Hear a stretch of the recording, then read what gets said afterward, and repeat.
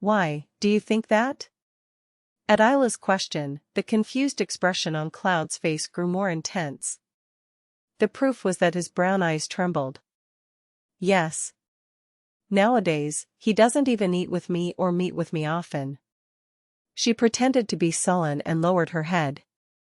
Meanwhile, he continued to watch Cloud's reaction out of the corner of his eye. At first glance, she could tell that he was very embarrassed. His strategy seemed to be working. That's not your fault. Cloud remained silent for a long time and finally she opened her mouth. Then why? Ayla bowed her head once again with a very pitiful expression. He felt goosebumps rise on his skin, but he had no choice but to search for information. Instead of answering her constant embarrassing questions, Cloud simply kept his mouth shut. It wasn't easy to get information from Cloud just by pretending to be a little pitiful. Why don't you tell me? After all, is my father disappointed in me? Disappointment. It was the word I feared the most as a child. No, actually, I was afraid of that word until recently. A magical spell that Byron and his minions used whenever they wanted to control her. But now it would be Ayla who would use spells to control Cloud. That can't be possible, right? How much you work for your master? Cloud kept his mouth closed and opened it in surprise at those words. All right. Then hurry up and tell me the reason. The poor girl was shaking. Of course, she was just a tool and not Byron's biological daughter. Therefore, she wasn't Cloud's lady or anything like that. But he was the one who foolishly developed feelings for the tool in the first place. So, he had no choice but to use those emotions. I'm sorry. I can't tell you why it's like this, but it's not because of you. That's the truth. Please believe me. Cloud seemed to think for a while before opening his mouth. Unfortunately, it wasn't Ayla's favorite response. It's sad. Not working. As expected, he was a man of bold and honest personality. In fact, she tried, knowing from the beginning that it was unlikely, but she couldn't help but feel disappointed. Anyway, he asked her to trust him with such sincere eyes. This was really a funny story. Of course, there was no doubt about the true meaning of what Cloud had said. There was little chance it was his fault to begin with. She knew it. But how can I trust you? He is the one who raised me to be a murderer and kill my father.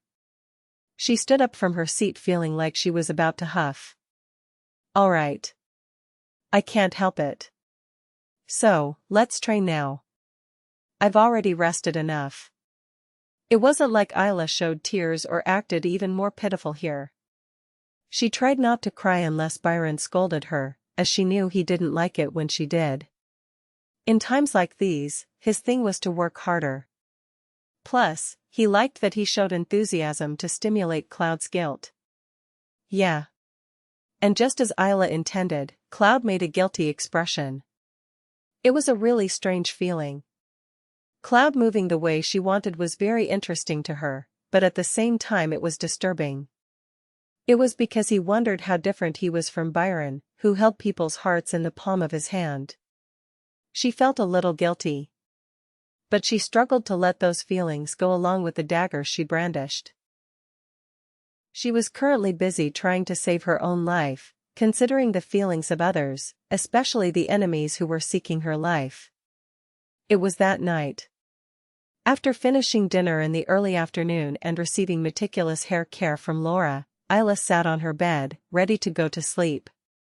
Not only did he not know Byron, who drained his energy every time he saw him, did not move, and slept less every night, but his physical strength would definitely be better than before. She was somehow tired today. Eating with people's emotions in mind also has to adapt to their constitution. He didn't know if he had gained anything, but he felt like he was wasting his emotions without gaining anything, so it was even more difficult. How had Byron managed to do this his entire life? Did she feel the slightest bit of guilt? If that were the case, she wouldn't have done something so shameless in the first place. She was lying in bed thinking about it. What brings you here? Just as Laura was about to close the trapdoor and leave, she heard a surprised voice, as if someone had come to visit. I would like to talk to you for a moment. Ayla, who recognized the voice answering Laura's question, sat up immediately. Because it was Cloud's voice. Why the hell at this hour? Ayla's heart was pounding with anticipation. He hoped that the trap he had prepared during the day could finally catch a fish. What are you talking about? Laura's voice was very high-pitched, as if she was worried that her unnecessarily doting uncle might ruin things. It's about training. It will only take a moment.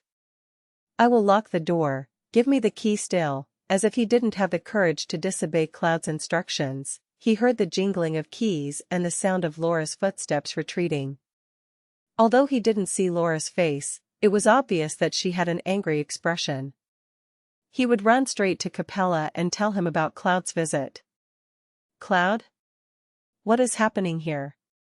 Although she already knew about Cloud's visit from the voice she heard, Ayla opened her eyes and made a surprised expression as if she hadn't known. Cloud walked over to Ayla's bed and put something in her hand without saying a word. What is this? She tried to open her hand, but Cloud hissed and covered her mouth with his finger. You can open it when I'm gone. What I gave him is a secret, Cloud said with a serious and solemn expression. As things happened, the number of question marks on Ayla's face only increased. This was being transmitted very secretly. Well then, good night, ma'am. Cloud returned with a somewhat proud expression, as if he had achieved the purpose of coming to that attic simply by handing over that unknown something. Of course, he didn't forget to close the hatch. It was only then that Ayla, who was left alone, stretched out her fingers and verified the identity of what Cloud had given her. And then he couldn't stop the laughter from coming out. A sweet? No matter how much she had been raised to be an assassin, a girl was still a girl. There were times when Byron, who always wielded his whip fiercely, gave him his carrot, and this was that carrot. Bead-shaped candies. But now, Cloud had given him the candy without the owner's knowledge. I didn't stimulate their sympathy just to get a candy. This was such a useless thing. Well, sometimes something like that is good. Ayla put a piece of candy in her mouth as she looked out the window at the peaceful nightscape. As the candy rolled, the sweetness spread throughout his mouth. At that moment, she truly felt like she had become a child again. The sound of a wolf howling was heard in the distance in the forest. After that, Ayla continued to feign pity whenever she could and tried to get information from Cloud. But unfortunately, Cloud didn't seem to have the heart to offer him anything more than candy. Because of that, he couldn't help but wonder why Byron was alone in such a depressed state. A few days passed like this. While training with Cloud outside the ruins as usual, he happened to see a vaguely familiar bird sitting on the wall. Is it the same species as the bird from before? It looked somehow similar to the bird that Cloud quickly caught not long ago. At that time it happened in the blink of an eye, so he couldn't see the bird in detail, but from what he remembers at first glance, it seemed similar in size and feather color to the bird sitting on the wall. What's more, when she looked at him, she even saw something that looked like a note tied to his paw. It seems that Cloud hasn't realized it yet. How could she check that note first without Cloud knowing? She seemed consumed by desperation, because before her eyes was the key to a mystery that she had not been able to solve for a long time. But she was too greedy.